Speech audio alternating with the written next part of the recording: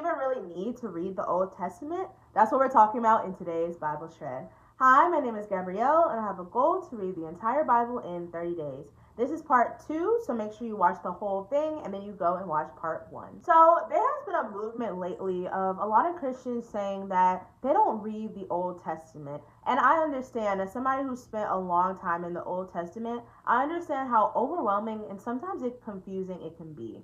But when we don't read the Old Testament, we miss out on a lot of important context. For example, the first page in Matthew. So this page in Matthew gives us the whole genealogy of Jesus. Besides the feature of some very prominent names like Abraham and Boaz and Rahab the spy, we also see that Esau gave up so much more when he gave up his birthright for a bowl of soup.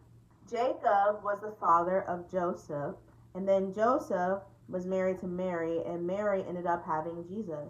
So if Esau hadn't given up his birthright, he would have been the grandfather of Jesus. But without reading the Old Testament, we would have lost all of that context, which is why it's so important.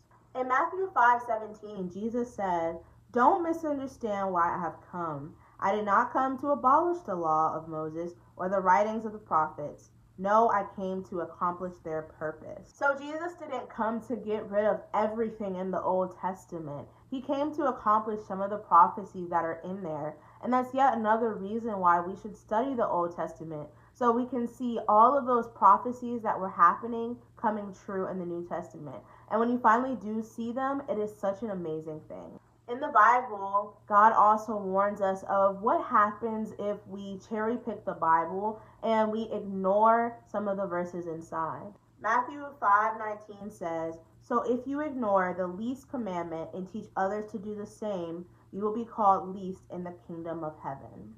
Let's stop using our human excuses to keep us from discovering the Bible in its full entirety. So that was today's Bible Shred. If you liked it, make sure you give it a big fat like, and I'll see you over in part 1. Okay, bye.